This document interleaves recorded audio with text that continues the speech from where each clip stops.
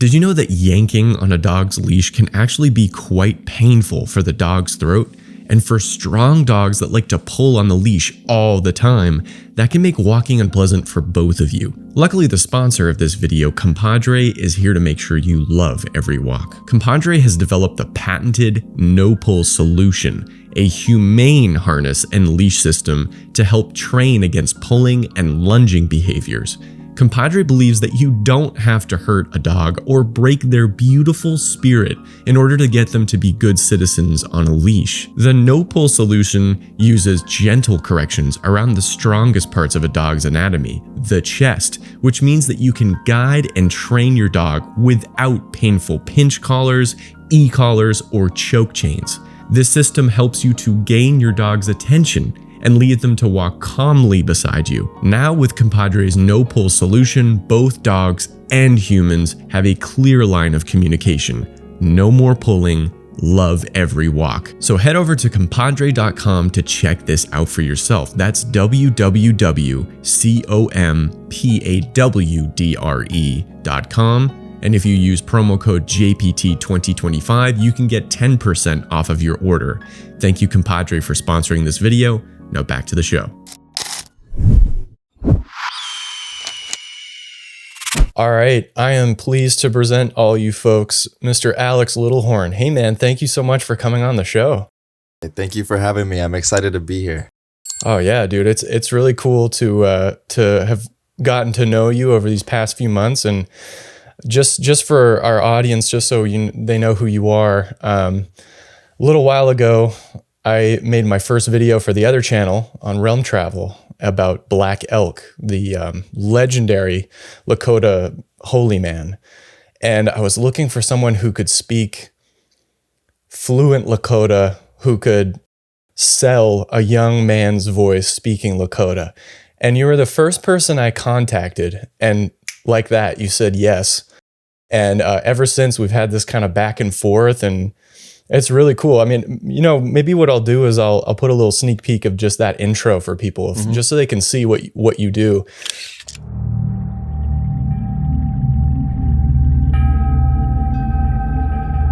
Wakata wichasha num upi.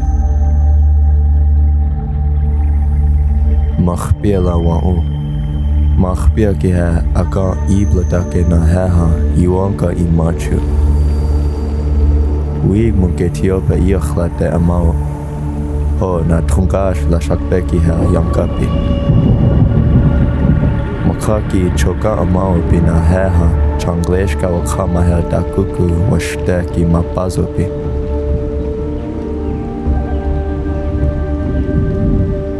Dagnishnicha ogachnich picha cha ha wakaya wawayanke dakuki wakbazo. Dueki iu hasloyakta iechicha ash iwo lake nihimichia. Duenishnicha wicha chemalapishnicha slowayelo.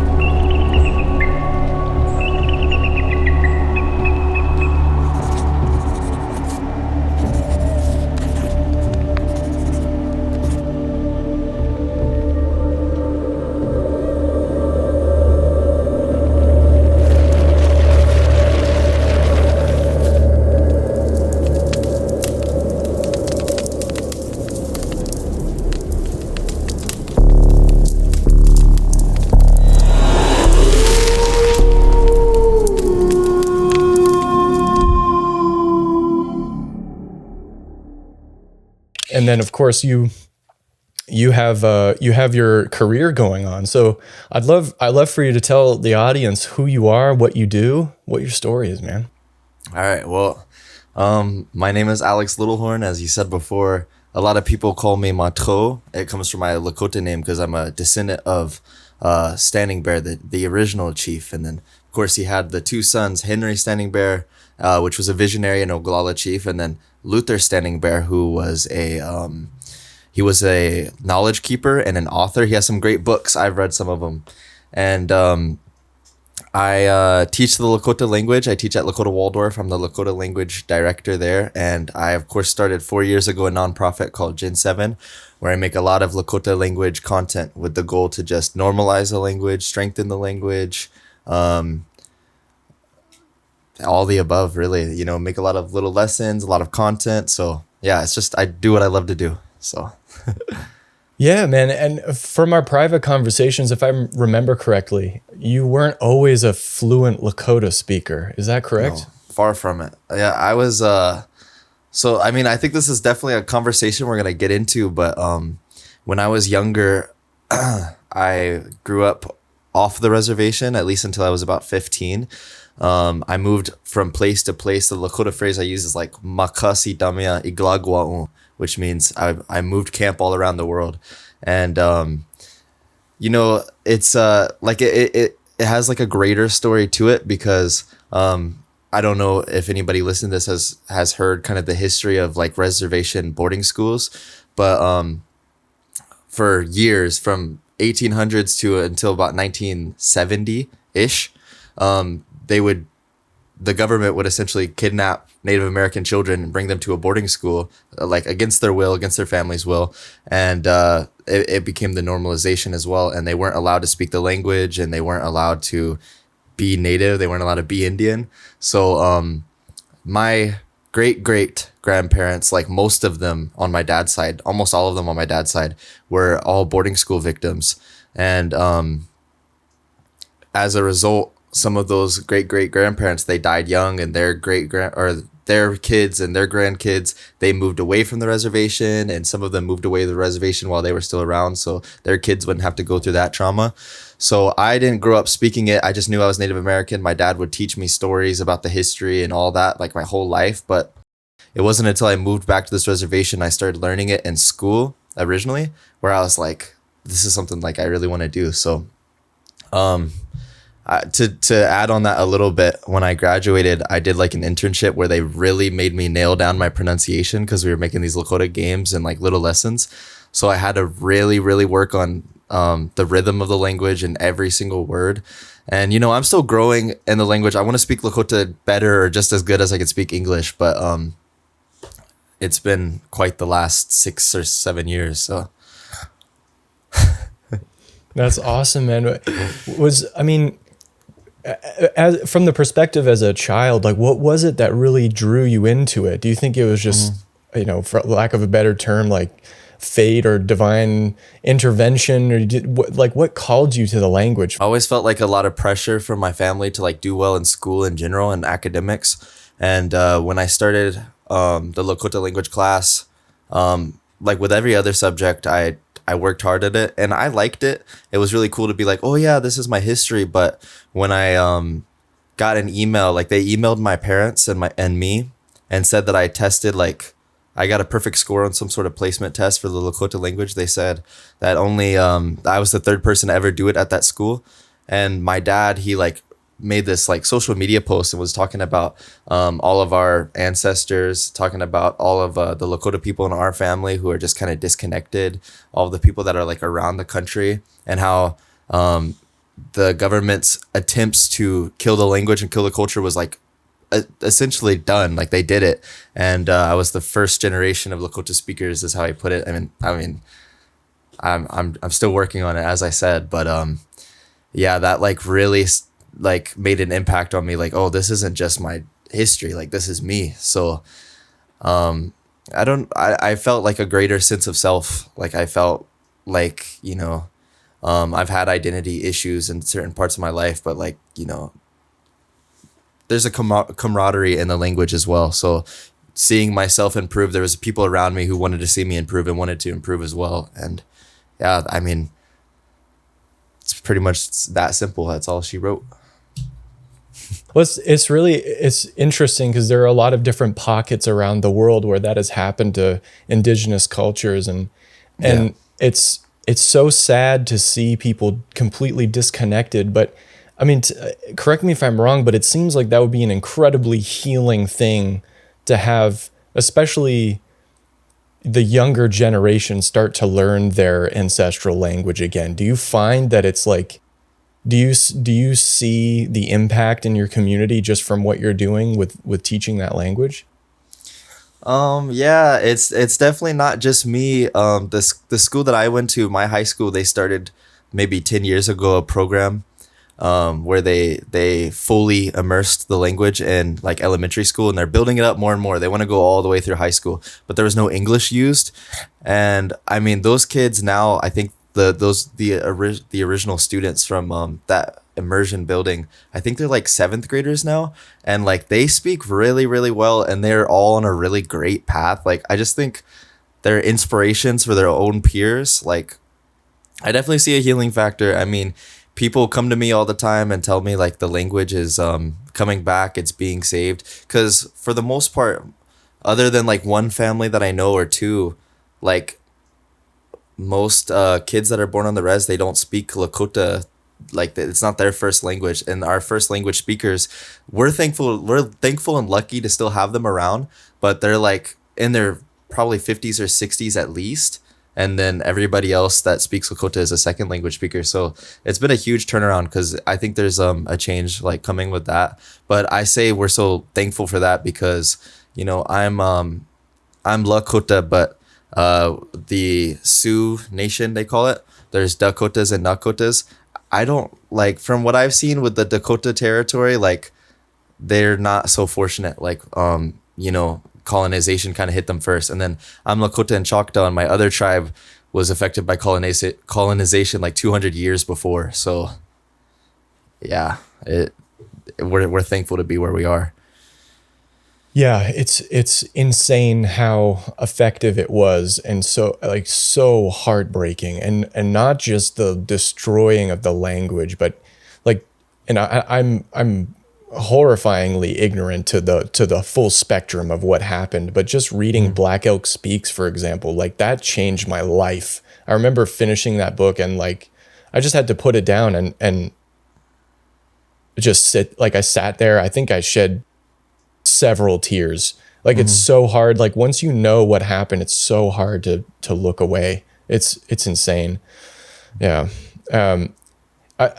I'm curious though, is it hard to teach the new generation now? Because there's all this talk about how much the screens are affecting new kids, but I found this interesting. Is like looking through your catalog of content, you use video games like Minecraft and Mario. Do you find that that's an effective learning tool?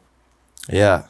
Nice. Absolutely. Like I think obviously I pretty much only speak or only teach the Lakota language, but teaching generally, I think that any young teacher is going to say that it's like, or even any teacher that's been around and then now they're teaching a younger generation, they're going to say that there's a huge change in the way that students interact with each other and interact with the classroom. Like they are just so, you know, they're so addicted to their screens, and then our attention spans are shrinking. I mean, it's pretty crazy, but I think at its core though, students they can involve themselves with what they want to learn, as long as you're there for them as their instructor in like a good way. So for me, it's mostly like building a really good relationship with your students, and you can kind of go beyond whatever educational difficulties they have. But like if I have like a really good relationship with my students, and I know where they are in their journeys, and I know how to connect with them best, I feel like we can supersede that. But with the video specifically, yeah, it definitely helps them, like being able to see like video games that they like, bright colors, and then like transitions, all that kind of stuff. It definitely helps them out. But it's not my only method, because even then, I think all students learn differently, and they are all like individuals, and I can't like look at one group, show them a video, and then expect them to learn from it. From some of them, they can take it in an immersive environment, and it's just great. For some of them, they can see it as a reward, and they can get through their lesson to get to that point. And then for some of them, we're able to break down the videos and then translate them, and then they can work on their critical thinking skills there. So yeah, I feel like it's definitely this new generation has created a lot of new challenges because of social media and the internet and TikTok.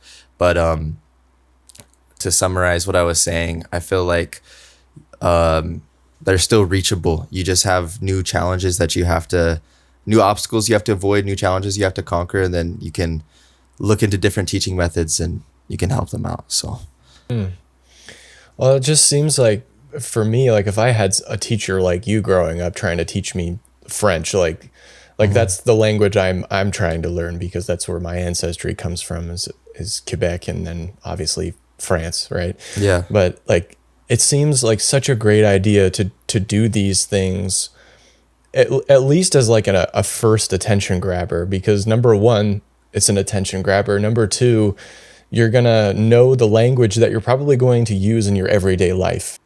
Like the words that you're going to use when you're playing multiplayer Minecraft is going to be different than anywhere. And those kids are probably going to be using that more often, right? Absolutely.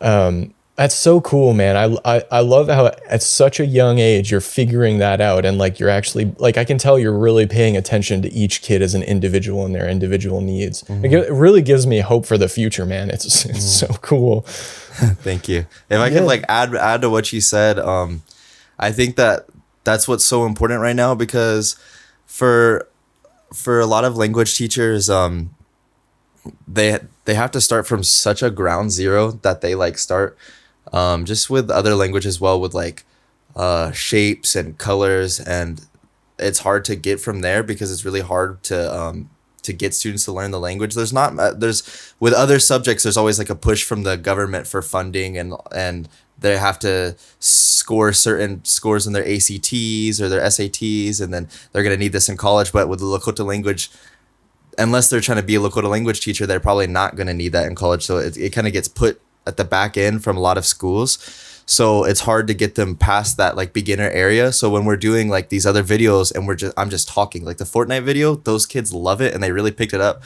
And I'll just be like I'll just say very normal phrases that you're talking about all the time, like, oh, wait, or oh, he saw me. And those super simple sentences, like they pick up on it, and it's something they can actually use in the real life. But not only that, some of the vocabulary that I like to use is like kind of traditional vocabulary from our like Lakota stories, and I won't go into them too much because you don't really like tell these stories on like a big platform. But for one example, the word giwichasha was used in like my last like Mario video. I'm doing like a little series where I go through the game Super Mario Odyssey, and giwichasha is to become a man again, and that's because of this trickster and the old Lakota tales. But is that Iktomi? Yeah, Iktomi. Nice. Cool. Yeah, so I used that word giwichasha because Mario, like, he could turn into different animals and things, and then he becomes a man again. I'm like, this works so perfectly. So now they can hear that in a story from an elder or their grandparents, whatever, and then I've heard that before, you know. So I think it's so really cool. Oh, dude, these little like Easter eggs, man, just to like, it's there for them if they want to go down that rabbit hole, dude. That's so cool. Yeah. That actually, what you just said really dovetailed into my next question, which is perfect, and I think you kind of answered it in a way. My question was like, is there a new Lakota dialect versus an old, and it doesn't seem like there is, because there was that massive gap in the center. Am I right or wrong about that?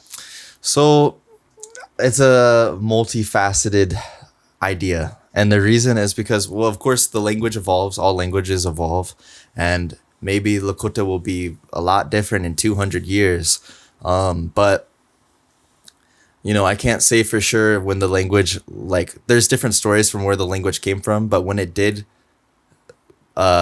language was born, I can't say for sure it sounds the exact same.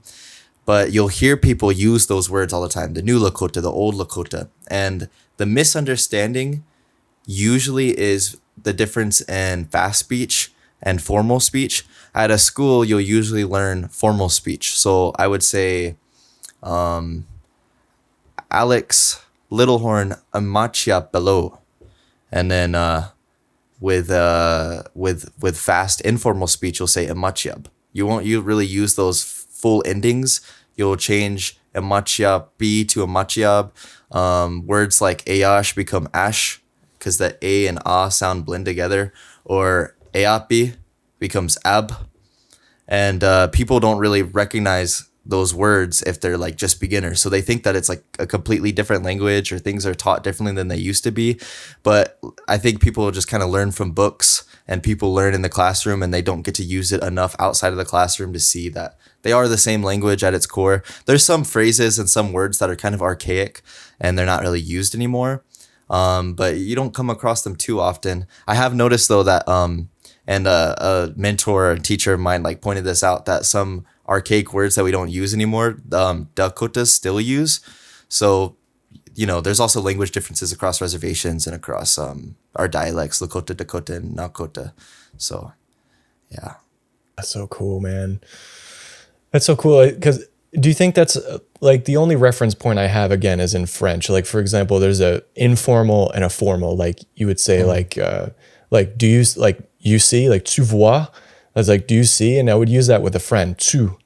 But I was like, vous voyez? I think that would be a formal, if you're speaking to like an elder or someone that isn't your friend. Is that kind of the same thing? Yeah, it's definitely similar, especially with our endings. So men and women both use he at the end of questions, like dag ni chiab he, or informally, you might say daku ni chiapi ho if you're a man. So there's some differences when you're speaking to an elder or you're speaking in a formal setting. They're similar, but the problem is there's not enough fluency in the young generation to understand that difference. So that's where the confusion comes in. As of yet, yeah. There's growing speakers for sure. That's so cool, man. There's one other thing you said a little bit earlier, that when you're talking about the trickster and putting these stories into your content, and you said you don't really tell those tales on a large platform. Is that something that you're not supposed to do, or people just haven't done yet? I think so. I think that this is one of those conversations where Lakotas aren't necessarily a monolith and we all agree on one thing. And some people believe that our traditional stories, they're only told in the winter. And I totally respect that. So if I teach them to like my family or like my students, I won't talk about them unless it's in the winter, but some people don't. And then some people, they believe they need to stay within the home and within the schools, because our schools are like, for some of our schools are like a home, so they don't really need to be seen at a larger scale. And that conversation can get wider or smaller depending on what people agree on should be kept in the home and shouldn't be publicized. So that's like that could be a point of discussion around Gen 7 sometimes about how much language I use. Yeah. That's so cool, dude. There's so many intricacies that I really feel that let alone America and Canada, right? But the whole world needs to know about. And like you find this even like there's a similar sort of movement happening in Ireland, right? Where you have all these young kids who are going and trying to speak Gaeilge or Irish, speaking Irish now. And they're going back to like how these things work.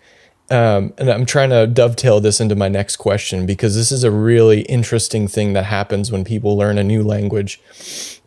And I'm not fluent in French, but I've heard people who learn a new language and they say that once they become fluent or close to fluent, their brain changes. Like they start to think differently because of the way that the language is formed, because it attacks reality in a different way than, say, English would. Did you find that with yourself learning that? And could you give us some examples of how the understanding of reality differs? Yeah, I think that's a cool dialogue. I want to see other people's stories, because that's not something I really talked about with people. But my first thing that I drew from that was, it reminds me of, I mentioned I know like one family that like the kids, they speak Lakota and they speak Dakota and they don't really speak any English yet. I like noticed the way that they talk to me, like the way that they perceive the world is like inherently ingrained in nature. And I think as Lakota people or other indigenous communities, like we have we're like connected to the land, we're connected to this earth, and we're connected to taking care of it. And you can like see the way that they like talk about the weather, like as if they're so fascinated by it. And I'm like, I've never really seen a 5 or 6 year old kid talk about it in that way. So I think that your indigenous language, and I think that your language that you go to learn can be a framework for you for how you perceive the world, for sure. It changed, like, I don't know if it changed how I thought about the entire world, but I have changed in the way that I think at times. Like I would be getting ready to speak at a conference or in front of a bunch of parents or whatever, and I'd be thinking about introducing myself, and I'm like thinking about it in Lakota. I'm like, you know, should I say this? Should I say that? And I'm like, that was my first aha moment. Like, oh man, this is really like working well for me. But I can't say I've had like any dreams that were like fully in Lakota or anything like that. Not yet. So we'll see. I'll keep going. Yeah. But yeah, I think that the language is gonna change how you perceive the world, for sure. Yeah, there's something I heard. I forget which Lakota I heard this from, whether it was from a book or from a podcast or whatever, but that the way that the sort of understanding of human beings on this earth is that we're like the youngest sibling amongst all the other animals.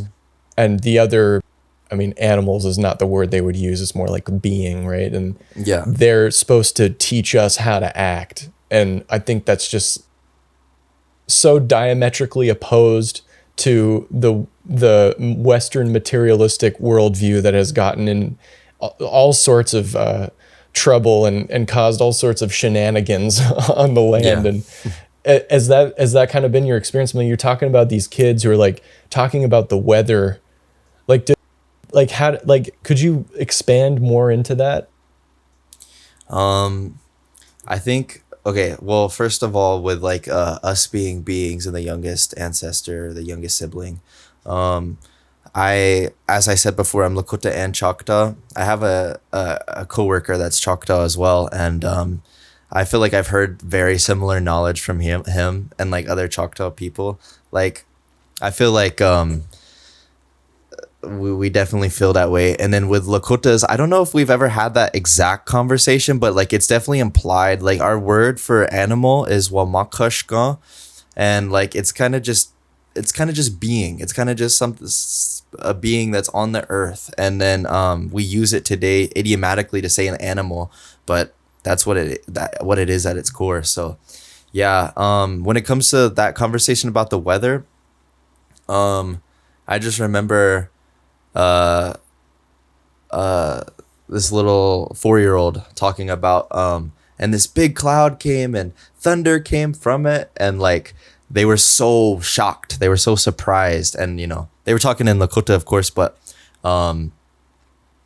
it was really cool to see. And I think that video from my mentor got shared around a whole bunch, him talking about it, so it was cool. That's so awesome. I wish that more people had that sense of wonder from the environment. I mean, I mean, this is the whole basis for my new channel, is like trying to understand that, because there's just something so inherently, I don't know if magical is the right word. I feel like the more I look into it, the more I think it's just correct. It's like looking at the world. I don't know if poetic is the right word, but it's the closest I could put it. Is like the wind is not just the wind, it's a spirit. And like in Black Elk's vision, like that's literally what the translation is that the wind came from the north as a spirit and it healed all the people. And so when you think that way, when you think of yourself as just another being amongst all the other beings, and all of the elements of the universe are conscious, then inherently you must respect it more. Whereas growing up where it's like only humans get to go to heaven, there's humans and animals, there's it's so dualistic. It's just I feel like we just have so much to learn from the Indigenous worldview. Yeah, I agree. Yeah. We definitely treat even like the weather as our as our relatives. So it's good to hear that that was in that book, because I'm not sure sometimes how, again, like how much I should say publicly, but like with Wakia, the thunder or lightning, we also have ceremonies around that, and when it lightnings for the first time, like the thunder beings, our relatives have returned. So yeah, we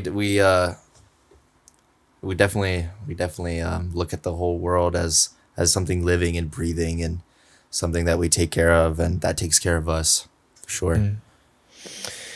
How do you guys measure distances? I remember I remember hearing from, I think it was a documentary about one of the indigenous nations up where I'm from in the northeast of the U.S., where they were measuring distances in like just a completely alien way. For like it wasn't like units. Is there anything like that in Lakota, like with counting or measuring distances? That's a good question. It's hard for me to answer. I think there are older people who have definitely kept like traditional teachings from their elders at that time, that measured time and space and the world in a different way. But I went to school at off the reservation, and then I went to school on the reservation, and of course we adjusted for whatever colleges we'd be thrown at, whatever life skills we'd be thrown at. So I can't say I use any like super traditional practices, but sometimes I'll hear someone who's like an elder to me kind of speak about space and time differently. Like the way we talk about time in Lakota, the way we measure it, we do it now in like a pretty English way. In a way, we just say the time is 7:32. Mazashka shakunwe sam wikchumene yamani sam numpa, which is like 7 and 32 minutes, or 7 and 32 more. And there was a older teacher who told me like another way that I should teach, because it's always good to know. And I can't remember all the words now. I have it written down somewhere, but it's like, and then we would, rather than mazashkashkan, which is just general for time, there was o après, which is like the way that a clock strikes, and then it would have the time, like the number, and then it would be like, and some more until you get to about 15. And then there's a word for a quarter, and then there's a word for half, okise. And, yeah, so there would definitely be different ways, and then, some people are really good, like natives, some Lakotas especially, are really good directionally. So their perception of distance and their perception of like the direction that we're speaking to, like they'll know just by looking at the stars. I can't do that at all. Like I used to be with a girl that did that. Like I dated her, and I was like, what? Like, how do you know right now that we're looking west? But, not a skill I've gained. Yeah, it's like that's something that not just Native. Well, I don't know if I'm supposed to. I don't know if I'm supposed to use Native American or American Indian or Lakota. Or is there a word that people prefer? Or just before I continue, that's a great question too, because as natives we just say natives, and then like to each other we'll just say Indians. But like that's like kind of like in a joking conversation connotation. Yeah. So I don't know. You can say natives, you can say Native Americans. I don't really mind any term, but yeah, I think Native Americans is probably the least offensive. It's kind of like a mouthful too, so not everybody says it all the time, but we say natives.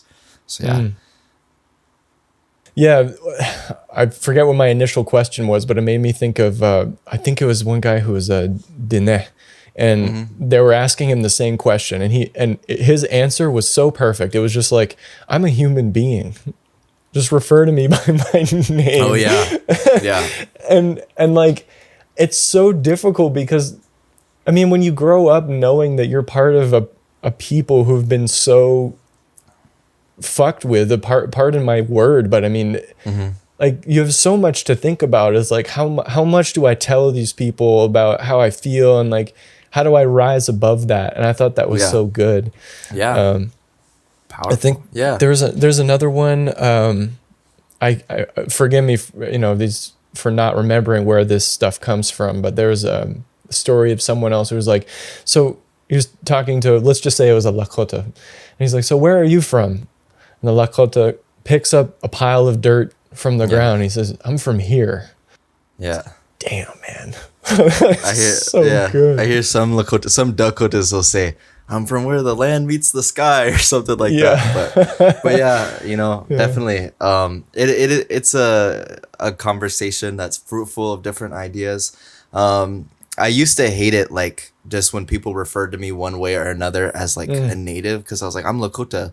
But you get in conversations with other natives that are from other tribes and they're not Lakota, or like they're Dakota, or maybe like I'm Oglala and Sichanghu Lakota, which is part of like the different bands. But right. some people will talk that way, and then you forget, there's people that were from Cheyenne River, and there's people from Standing Rock, and um, yeah, I like to be inclusive of my language, so I say native or I'll say indigenous, because we all will face, even if we have different traditional stories and some different beliefs, we all will face similar problems in America or in a bigger world scale. So native, yeah, Mm, yeah. Well, I mean, you can correct me if I'm wrong or not, but I think just the effort from people to try to understand.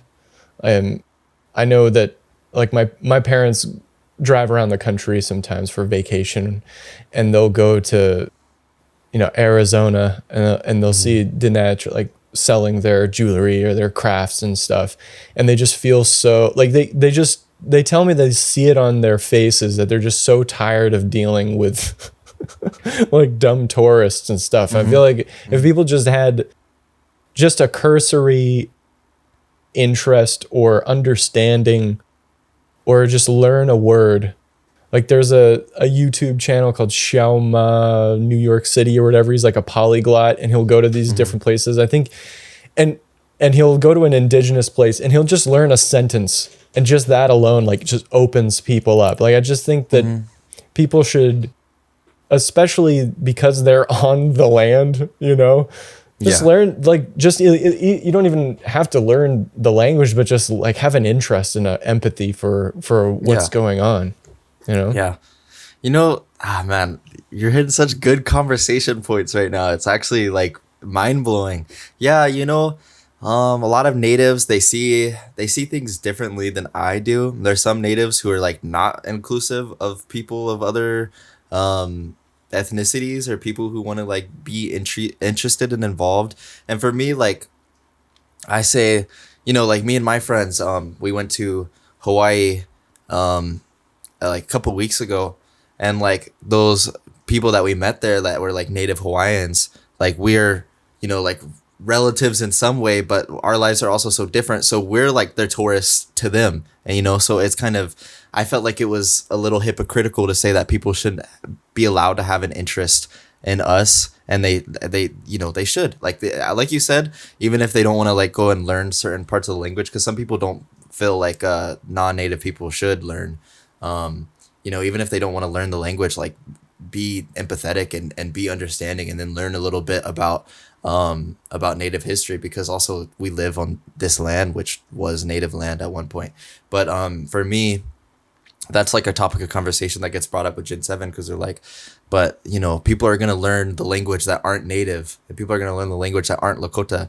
And me personally, I'm like, Ido Kashni is what I would say. Like, it doesn't matter. Like, I don't care. Like, they can, and if they're interested, that's cool. That's good. If they learn it in like a good way. If they want to learn it and they want to use it against us, and they want to use it to be something that they're not, or be somebody they're not, there's like a problem with authenticity there, and a problem with how they deal with it. But me putting things out into the world and making it more accessible for other natives and then other people as a result isn't like, it's not like an invitation for people to do bad things. The people that are going to be unauthentic, and the people that are going to try to tear us apart from within, are going to do it regardless. But I think it's kind of a distraction. Like, it's kind of divorced with reality a little bit. I don't think that most people that come across Gen 7 videos or indigenous videos, there's a lot of other languages that do videos now. So like there's a Choctaw page, and then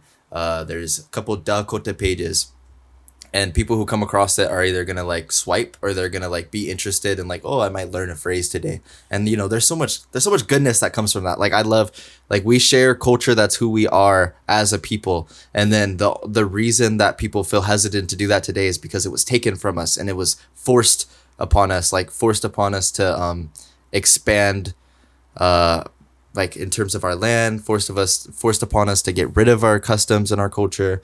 So there's people who like feel this need to like turtle shell down and like not show the world anything. And I'm like, we're, as people, we, with other natives, we share culture. With other people who come with a good heart, we share culture. Like we've always been that way. So that's how I feel about it. Yeah, I don't think that what ifs or hypotheticals or the possibility of ne'er-do-wells infecting your life and using your knowledge should prevent you from doing good and trying to spread good. Like I think that's so eloquently put. Like people who are negative people are just going to be negative people. Absolutely, dude. The other, that's kind of one of the things I was going to ask you. You kind of touched on there. It's there in studying different cultures across the world for my other channel. There does seem to be a theme of, let's just say even before the colonization of these cultures, there are very secretive, close to the chest parts of their culture. Do you? I mean, I'm not asking. I wouldn't want to ask you to reveal anything if you know anything that's sacred and secret. But I mean, are there still things today that you have come across that I don't know? I don't even know what my question is because I can't ask you. Do you know what I mean? I can't ask you to reveal anything secret. But do you know stuff like that? Yeah. A lot of things the world knows about, but they don't know the intimate details about it. So that's why I mentioned like vaguely about, we do ceremony when it comes to the thunder beings returning. But I'm not gonna go in detail about everything we do. And like one big part is Sundance. Sundance is, I actually don't know what other tribes do it, but for Lakotas, everybody like knows that the government tried to outlaw that ceremony. They tried to outlaw it hard, and it's only survived this long because people did it in such secretive manner that we've carried that on. So you don't film in Sundance, you don't take photos in Sundance, you don't go around gloating about what you did in Sundance. It's just it's there. It's a time for people to heal. It's a time to be meditate and think about your own spiritual journey. And you don't talk about what goes on. We just, people just know, oh yeah, they do a ceremony called Sundance. I'm sure you could find some details about it, but you're not going to see individuals praying because that's just, it's not respectful. Yeah. Well, yeah, you don't want to be using a selfie stick at Sundance. Yeah. You know what I mean? Like, Yeah. Those are some of the things that I've thought about because someday I would like to travel to. Ooh, I just bumped my desk. I would like to travel to some of these places and if I'm eventually allowed and trusted to be invited to do some of those things, like a sweat lodge or do a shamanic ritual and just be open to that stuff. And I would want to share that with the world, but it's not like I would want to have a film crew in the hut. Do you know what it like? Yeah. And I think that's okay. I think it's okay to have. You got to have your literally sacred moments. The screen's got to go away at some point. Like, you know what I mean? Like if you're on a date with your wife or your girlfriend or whatever, like put your phone away, like be with the person. I totally get that. And I totally understand like the hesitation of like, we've kept this secret. We don't want to, be judged or be persecuted for this. But I want to ask are there other reasons for why there are things kept secret other than exposing it to other people? Are there reasons, spiritual reasons to keep that to yourself? Wow.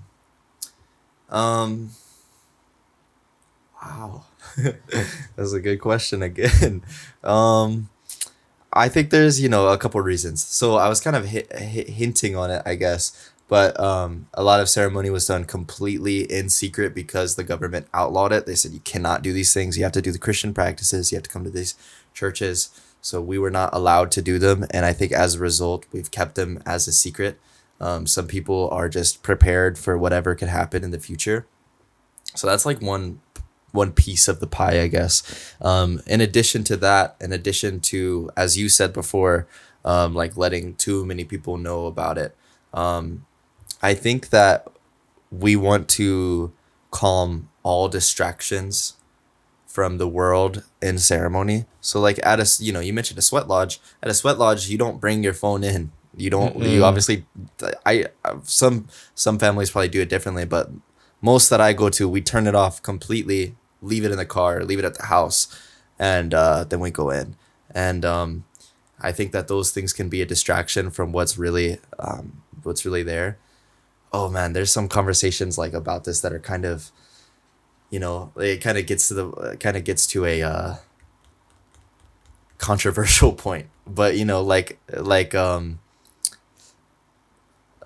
it's something like ceremony. It's not like Christian church, where Christian church is like very, very open. And I'm not saying there's anything wrong with that, but it's very, very open.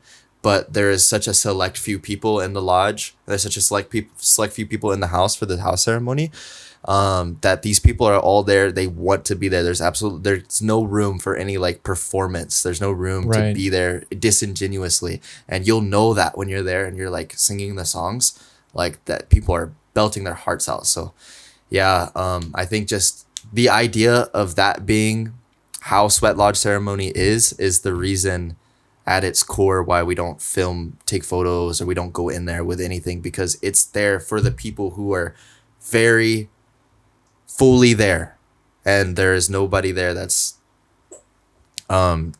performing. That makes sense. Yeah, it's like bringing up and you might be able to sense that I'm slowly easing into a more esoteric, mystical kind of conversation as we go along. Yeah. But it brings up the subject of you have to come to terms, like if you're from a more Western materialistic worldview, like I have been my whole life, kind of, and easing into the opposite now, you have to come to terms with why those things exist in the way that they do. Why you must put away your phone if you're doing something, right? If you like, even if you go to church, like, are you gonna be on your phone during church, or is it a time for you to connect to something else? Yeah. And then beyond that, beyond just all churches in general, I find that the indigenous cultures across the world have this worldview that allows for other beings to exist, right? Like I've noticed, like the Dene, they call humans the 5-fingered being. And I don't want to like extrapolate too much from that because I don't know. But to me, that implies like there are other beings maybe with more or less fingers. Like, and you don't say you're a human. It's just, well, this is how we differentiate ourselves from the other beings. And I mean, I don't know if I want to form this as a question or not, but I really want to know if you or anyone else have had what the modern world would call a paranormal experience, or things that. Oh yeah. Yeah, you have? Yeah, absolutely. That's a big part of what ceremony's for. Like, you are reaching out to your ancestors, and that's why we do it in Lakota. And we don't do it in English. I mean, there's some medicine men that will explain afterwards in English, but your ancestors 300, 400 years ago, they didn't speak English. Well, for natives and Lakotas, and then other people as well, of course. But the intention is to speak with them. And like, yeah, unfortunately, I can't really talk about everything that intimately happens, But you're absolutely right. You put your phone away so, other beings can be there. Of course. But yeah, I think everybody who has like been fully there for ceremony feels the same way. You're there to speak to your loved ones and your ancestors, and yeah. I can tell there's a lot more there. Yeah, of course. Yeah. That's so cool, man. Do you think there's a reason why that has been squashed by the powers that be? Because again, like, just to draw this comparison for the audience, my latest kind of documentary style video on the other channel has been looking at Ireland, Scotland, Wales, certain parts of France, the Celtic countries. They went through the same process that people like the Lakota went through. They had residential schools where they were not allowed to speak Irish. They were not allowed. They only had to speak English, and all of their beliefs were absorbed and formed and had to conform within the Christian beliefs. This is a big question, I guess, but do you think there's a reason why? Like, is there some sort of inherent danger for the powers that be for people to speak with their ancestors and other beings? Well, first of all, yeah, I know, like, I don't know too much about it. I never read up on it much, but I have some Irish ancestry on my mom's side. And not only that, but, like I said, I'm Lakota and Choctaw. If you go in Ireland, there's a big statue of like a bunch of feathers, and it's called the Kindred Spirits. And it's a statue made from the Irish for the Choctaws because of the helping hand they extended during the potato famine. So, like that's what I find so ridiculous about people who really feel like, just, I don't know how else to say it other than like anti-white. Like they feel this need to be defensive against that. And it comes from, this happened to my grandparents at boarding school, or this happened.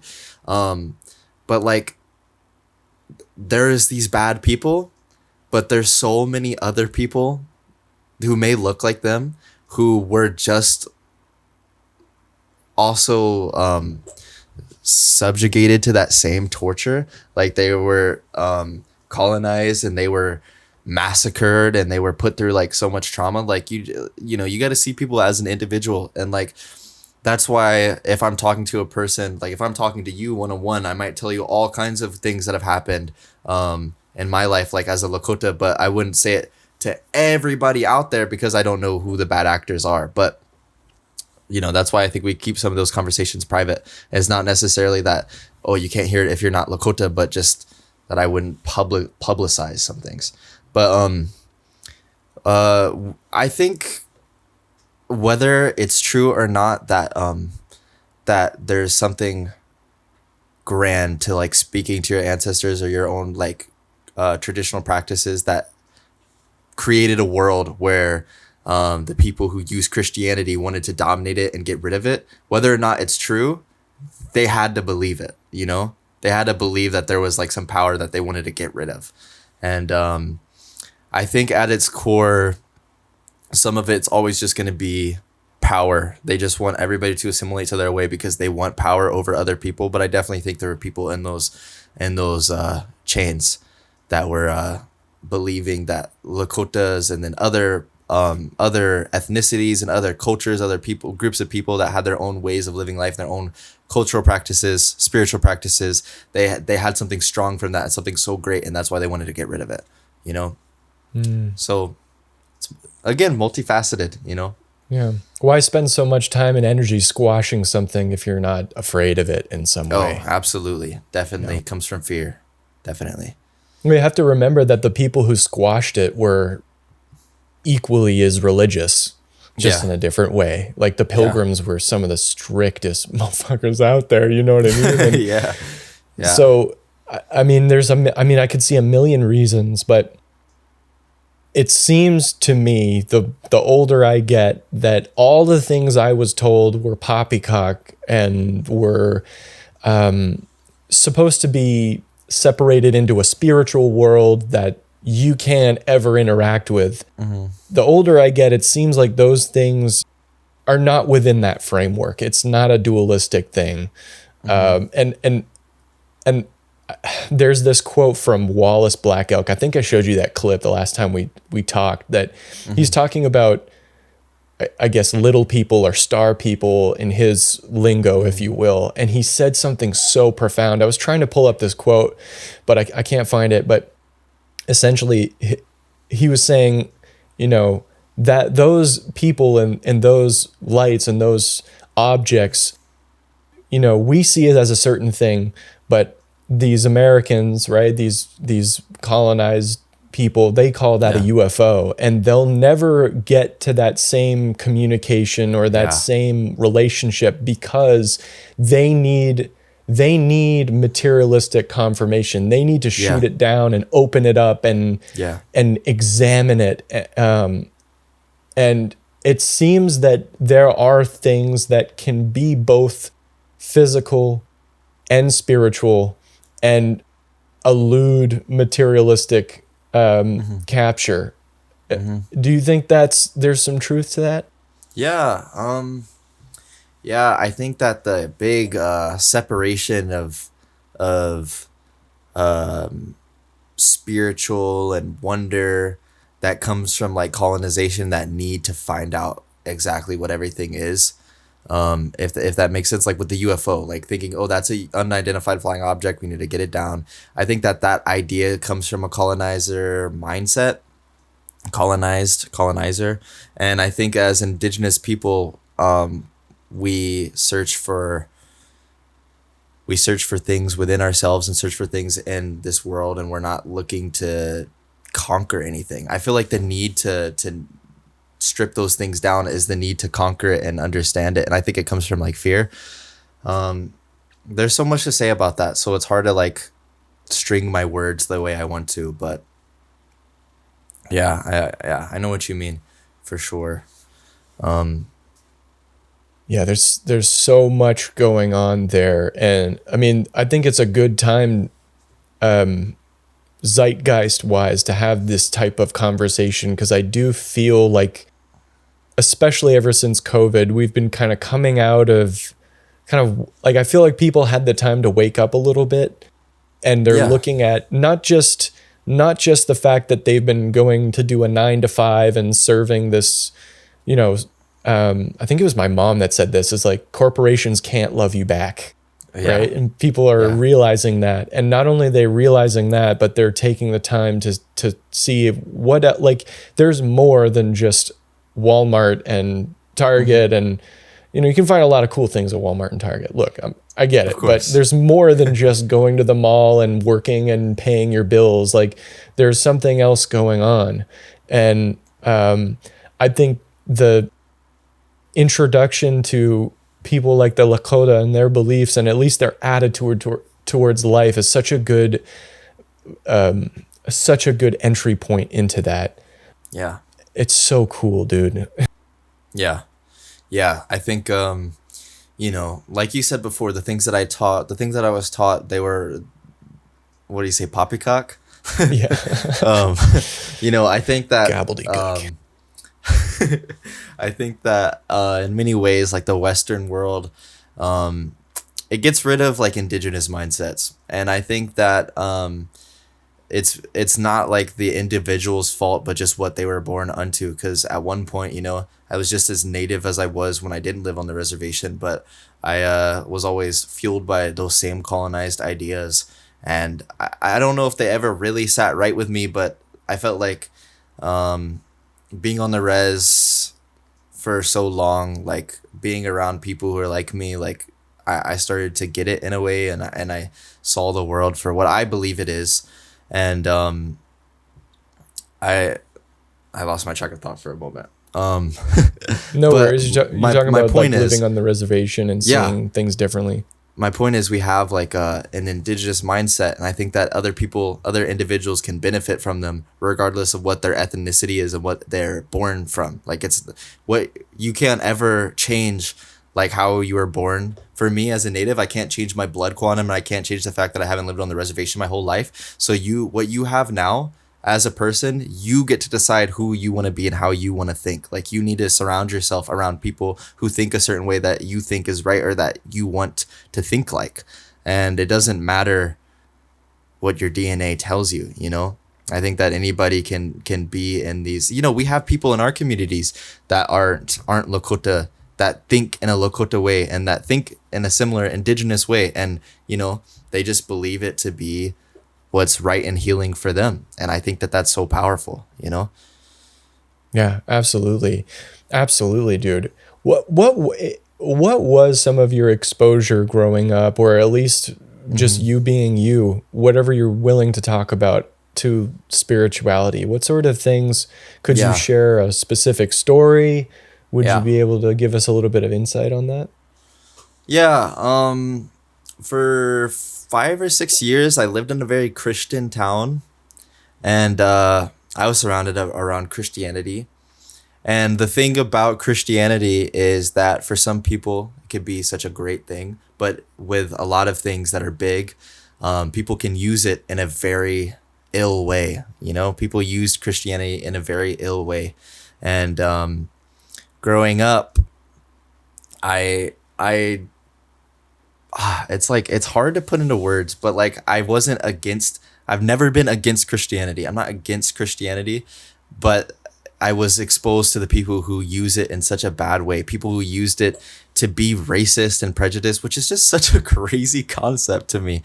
But, you know, I think it comes from people who a long time ago came to this country and they used Christianity in such an ill way, and they used Catholicism and that same Christian God in such an ill way that people have been misled to think such bad things and have it backed up by the Christian God. So, you know, that was definitely my entryway to it. And my dad, when he was a city native for most of his life, so he taught me a lot of Native history. He taught me a lot about Native spirituality, but it wasn't until I was really around it fully where I got like a really good grasp on it. But I think my exposure beyond my childhood years of seeing Christianity, my exposure to like Lakota spirituality was just warmth and love. And that's something I didn't really experience. And you will experience that from some Christian people, but something I didn't really experience in that Christian town. So it was just so nice. It was so nice and warm and, you know, good for me. So I love it. Nice. Yeah. You don't have to hate the tool, just hate the way it's used, you know, like it's so unfortunate. There are so many Christian practitioners. Like there's this whole community of former military or even current military people, and I think they're using Christianity in a really righteous, good, positive way. And for a lot of them, it's how they heal from what they did for the past 20 years and understanding like their place in the world. But then you have people who use it to control, like those like billionaire pastors or whatever, who are like floating above the crowd and everything. And I find that so gross, because there are actual stories. There are credible written accounts of these saints or these monks levitating. And now you have people trying to recreate that, but with a freaking wire. Like it's just so indicative to me of where we've been, that you have to use money and power. Like to me, that's not indicative of what actual spirituality is. It's not about that at all. Yeah, dude. I agree. What go ahead. I was just gonna say, you know, there's people in my life that are so great, and they're Christian, and they understand how things are and how the Christian church has been used in such a bad way, and they just try to bring love and joy into the world. Like, you know, what's that phrase they use? What would Jesus do? That it would say that, but use it in a good way, not a negative. you know? Yeah, if you actually read the teachings of Jesus, according to that Jesus, what would Jesus do? Not Yeah. what society has turned to what they think Jesus would do. Because Yeah, like my absolutely. wife talks to me about this stuff as like Jesus was like originally his OG claims were like be nice to your neighbor, like have a garden, like Yeah. be a good person, and it's just been so hijacked by like the Roman Empire, Yeah. the like all that stuff. It's just like I see the pattern. Like it's just power and control. It doesn't matter what they're Yeah, it's so using. It's just crazy. they're just using the same thing. Yeah. Yeah, dude, it's Those wild. teachings are so great. Like he was, a Palestinian man who told you like I can't remember the exact words that they wrote, but it was like don't be worried about the speck in someone else's eye when you have whatever in yours. It's like you were always taught to never judge other people. You were supposed to show love and kindness to everybody, like regardless of what their beliefs are about you or about Christianity. Like you were just to treat people with love and then like reflect his nature. And people don't, obviously most people don't do that today, but yeah, love your neighbor. Absolutely, dude. It's really that simple. Just be chill. Yeah. Oh, okay. So a couple more things that are like bucket list things because I've never really had a friend who's in this world before. So this is, I got to ask you about first. I got to ask you about the little people. What do you know, if anything, about the little people? And it doesn't have to, like, I'm not expecting it to be like you're going to talk about gray aliens or anything, but what, if anything, do you know about little people and stuff like that? I don't even know what I can or what I know, what I can say or what I know. It's just, I wish I could provide more, but with little people, it's just like, it's kind of one of those things like, oh, you're going out, well, be careful, watch out for little people. Like it's something that a lot of elders truly like, well, obviously believe in, but I mean like truly put time and energy into. And that and dear people too, like they put a lot of caution into that. So I don't know what else I can say about, like, I really don't know. Worries. Like it's not something that I've ever experienced, Okay. So yeah. Well, let me try to frame this in a different way because I don't want to infringe upon anything I'm not supposed to. If you or anyone you know has had experiences with any of these beings that the modern world would consider, as we've established, poppycock, is there a specific way that you're supposed to act or prepare yourself in order to interact with those beings?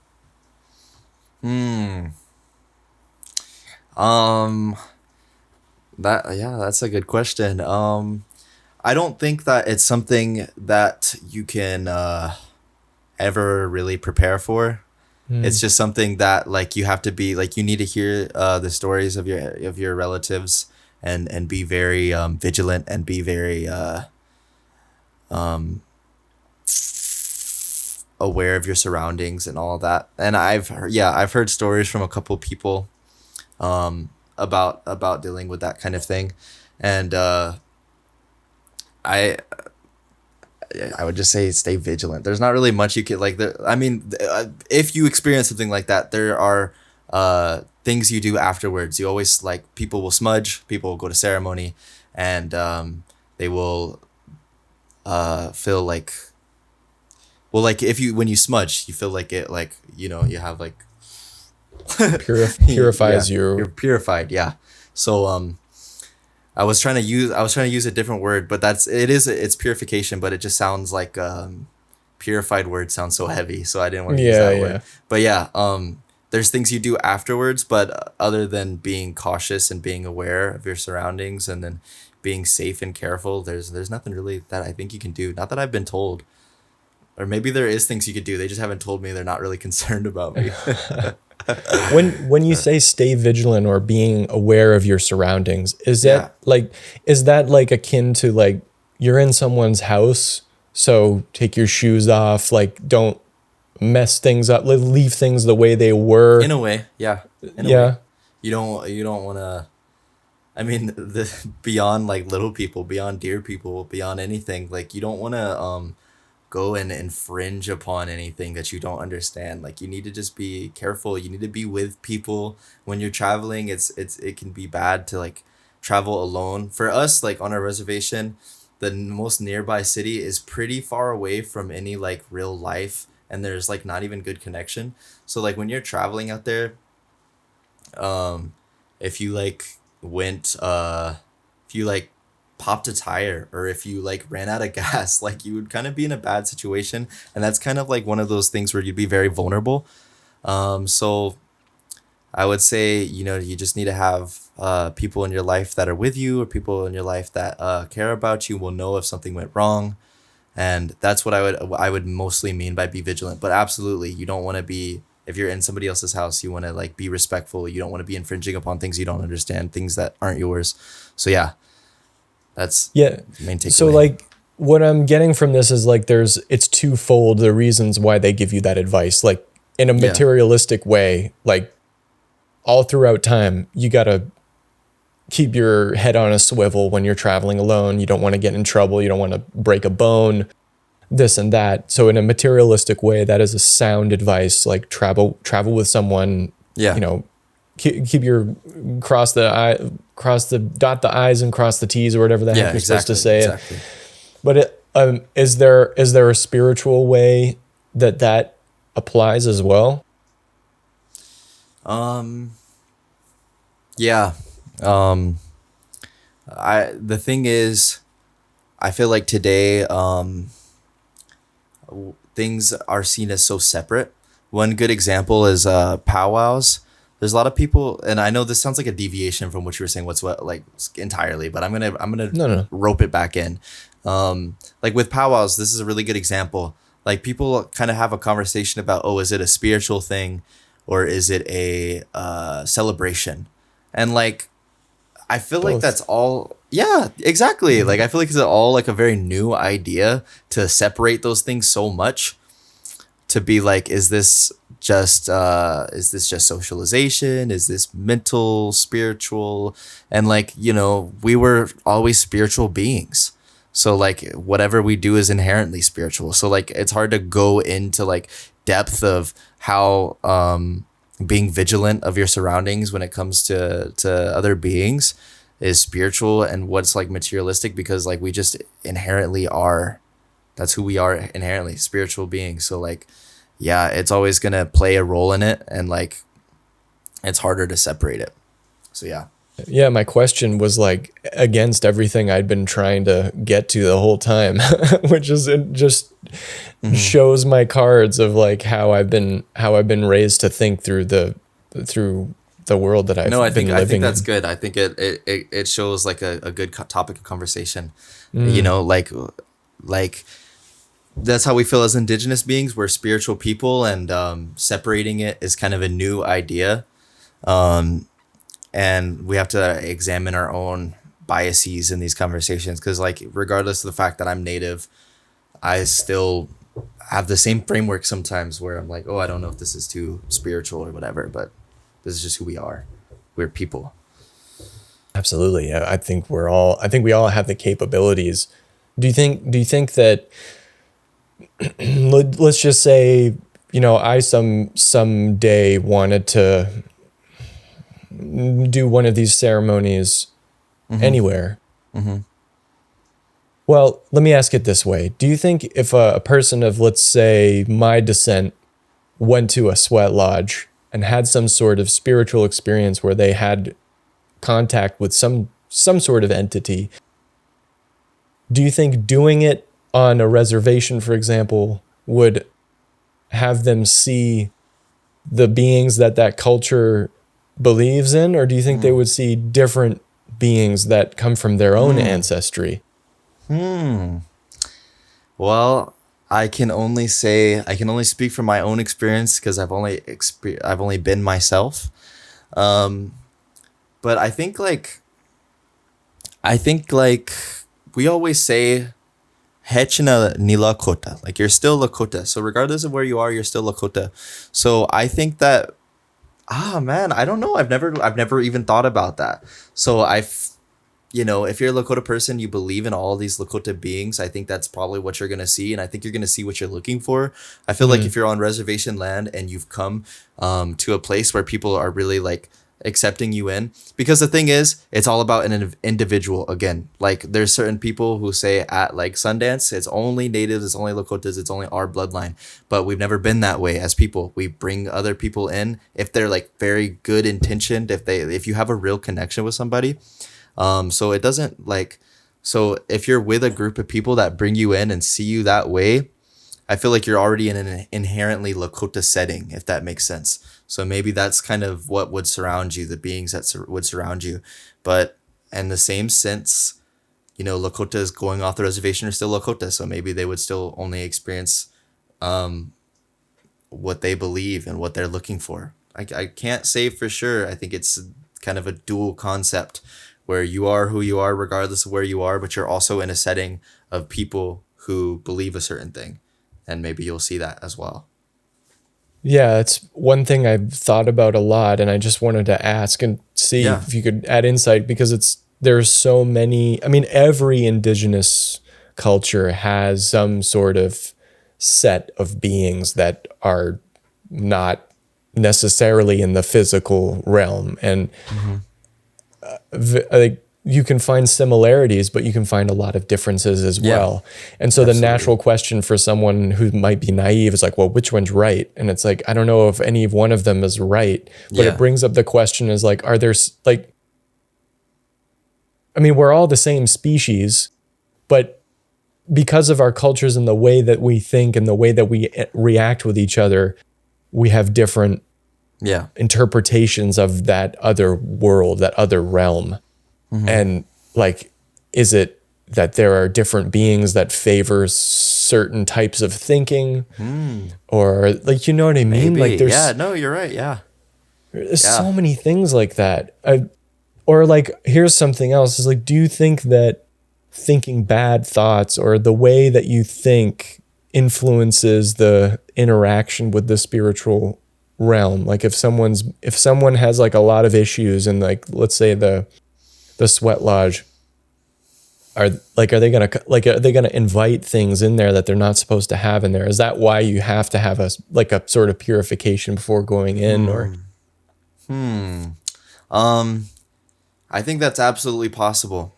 I think it's absolutely possible, and but that's kind of why it is a purification ceremony. A lot of people do a sweat lodge and then they do the house ceremony. I don't think anybody really does a ceremony in-house without doing a sweat lodge first.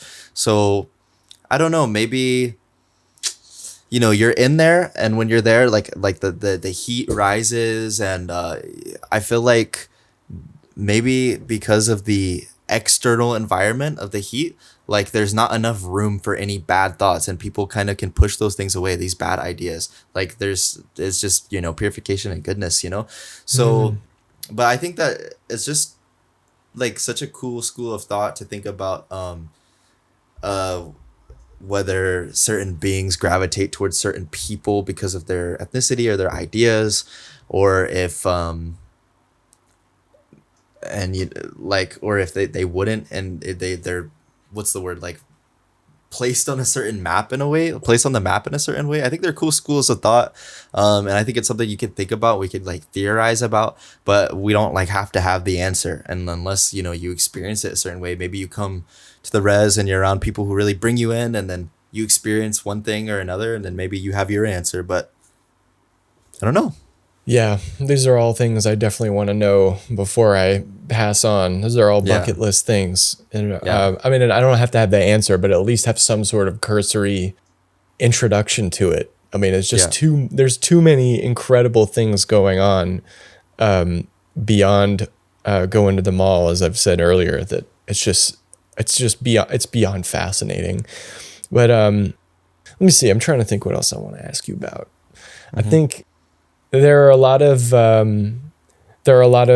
really incredible one-word sayings in Lakota that are so cool. It's similar to like those like 16 letter German words that are like Yeah.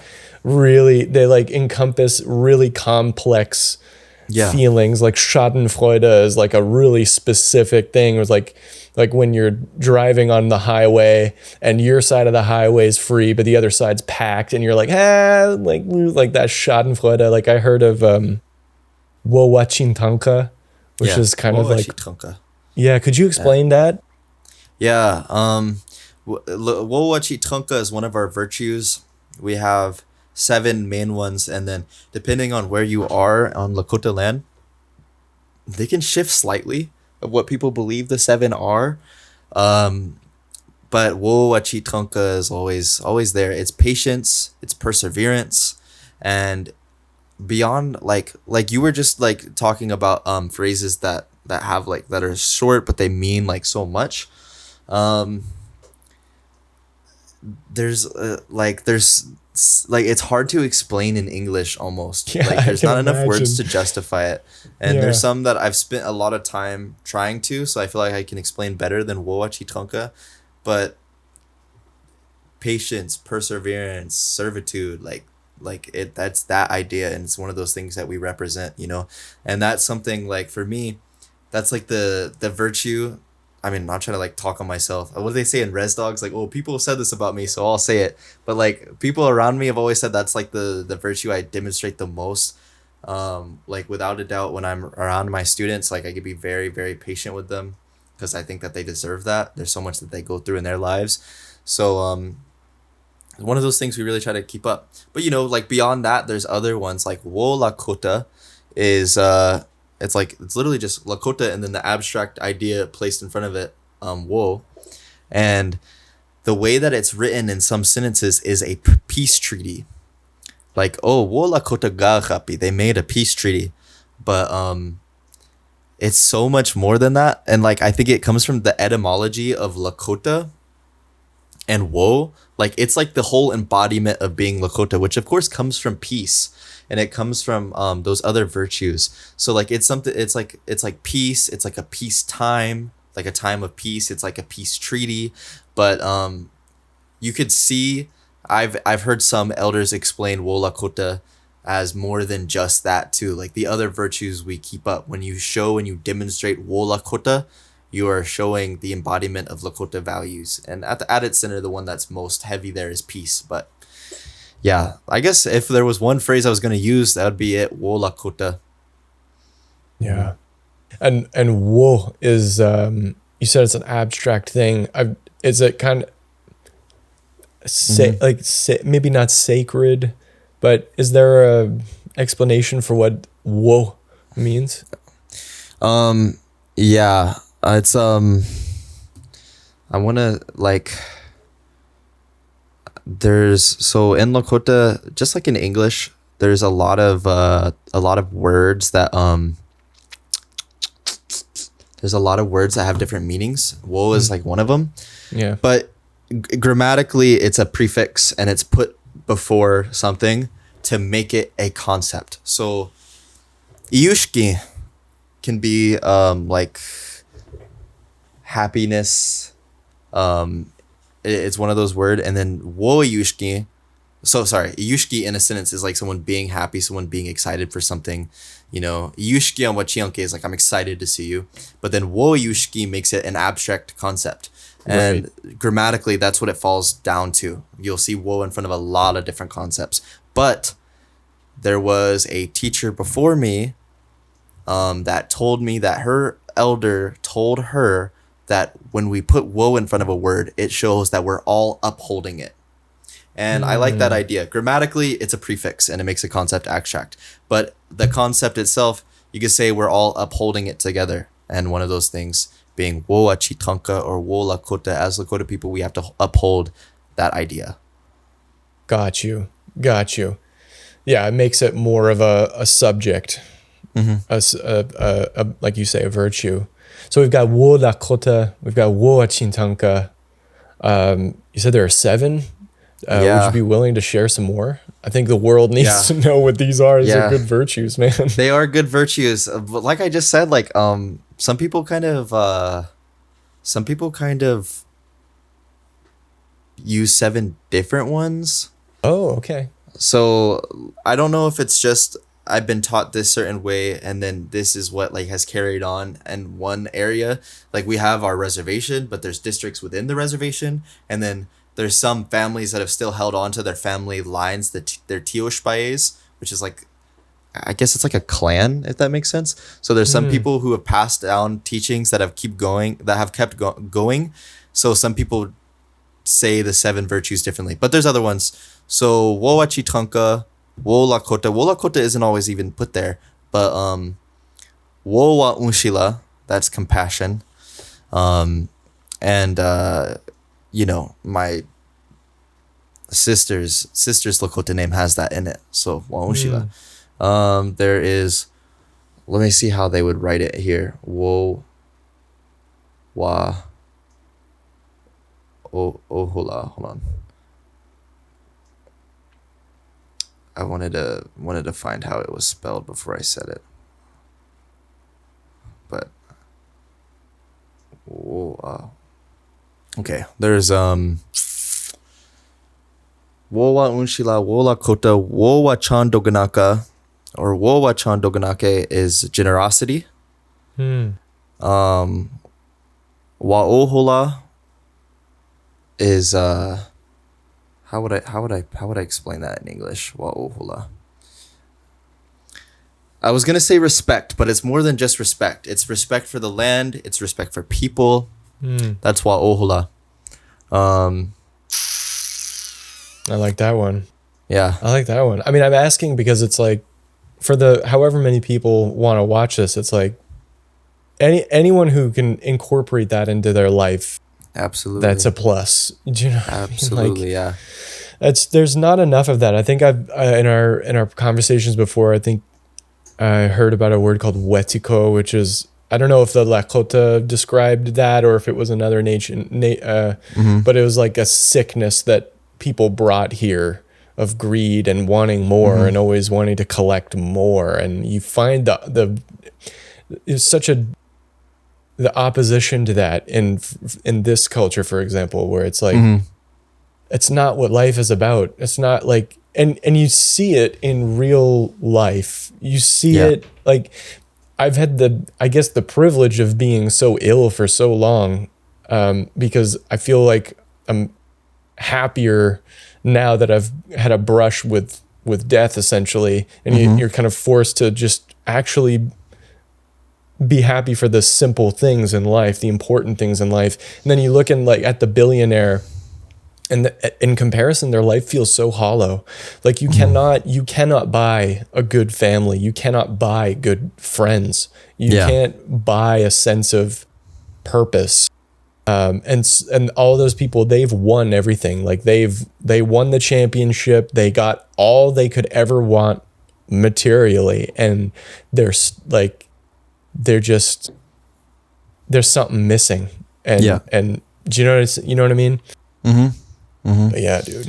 Yeah, I think absolutely. Like, having that kind of brush with death is really gonna make you more grateful for the people around you. There's things you can't buy in this world, and for our virtues, like I think that it's like a mindset that people should try and get into.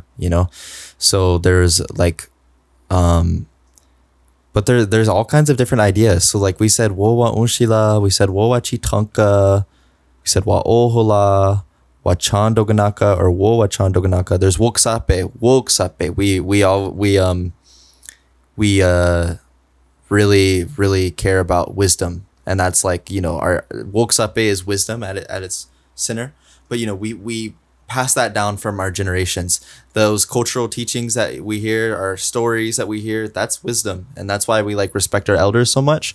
Yeah, it's another great virtue that is not being respected. Everyone puts their grandparents in a home. Yeah. Or their parents in a home. There's a lot to be learned there. Yeah. There's, of course, bravery, courage. That's wo ohitika. And you think Crazy Horse, people like that. Though that's people who really demonstrate bravery. So, I think I might have said 7. um, I can count them with you if you want. We got yeah. Wowachi Wo Tanka. yeah, wo Oh, achitranka, wo hitika, wa ohola, woksape, wo wa unshila, wo wa chandoganaka, and I guess I'm missing probably wo wa kwala, which is humility. humility. Yeah. Humility. Oh my An important thing to God. have, you know? Yeah, dude. As Lakotas, we say we're like ikche wichasha. That means I'm just a common man. So, yeah. Oh yeah, that was in humility is one of your important. videos. Yeah. Yeah. Mm-hmm. Yeah. Yeah, dude, that's one that's so important. I think the only thing I know for sure is that I don't know shit. Yeah. You know what I mean? Yeah. I know what you mean. Oh man. Yeah, that's something to definitely to aspire to be, is to have all those virtues for sure, man. Uh Alex, this has been awesome, man. I feel like I could go on forever. Yeah. But there's so much more I want to ask you. course. Maybe we could do this again sometime, but it's been so Yeah. much fun, dude. I know. It's I'm glad to be here. I appreciate you letting me come on. I like speaking to you. I like talking. So it's been great. yeah, dude. I feel like there's a lot. I feel like there's a lot we could learn, even without being fluent in Lakota. There's a lot we could learn from your world, man. And I love what you're doing. I encourage everyone to go on to Gen 7. What are your Instagrams, or is it Gen? Is it just Yeah, Gen 7 on Gen Instagram? 7 on YouTube, on Facebook. I think on Instagram it's Gen 7 Media. And then, but usually you look up Gen 7, you'll see it, or Gen 7 Lakota language, because there's also, remember, Pokemon. There's a Gen 7 of Pokemon, so like that'll come up. So Gen 7 Lakota language, you'll find it. Yeah, everyone should get on there and learn a couple phrases, man. It might just change Yeah. change your outlook on life just a little bit, you know? Little bite-sized bits, man. Everyone likes little bits, man. Heck yeah, dude. Yeah. I'm trying to think if there's anything else I wanted to ask you, but I can't think of anything, man. But there's so much Yeah. more. There's so much more to talk about. But yeah, dude, thank you so much for coming on. It's been awesome to get to know you, and I wish you the best with all your endeavors, man. Yeah. Absolutely. Thank you. I appreciate man. being here. Wish you the best. You know that. And, we'll continue to talk, but yeah, it's been great. Yeah, man. Wopi tanka. Is that correct? Yeah. Wopila tranka. Oh. Yeah. Heck yeah, man. Peace. Yeah. Peace out.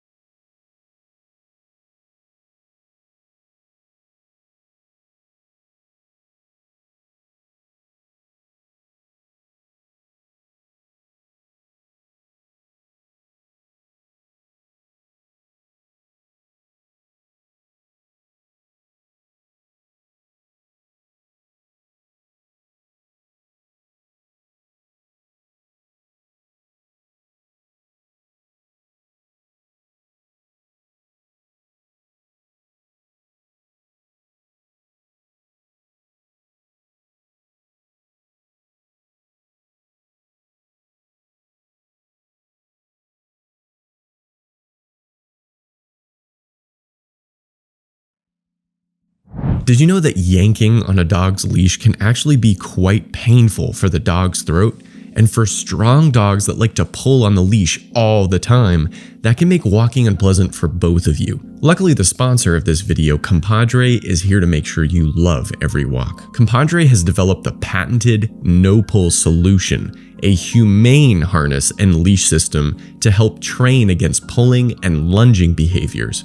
Compadre believes that you don't have to hurt a dog or break their beautiful spirit in order to get them to be good citizens on a leash. The no-pull solution uses gentle corrections around the strongest parts of a dog's anatomy, the chest, which means that you can guide and train your dog without painful pinch collars, e-collars, or choke chains.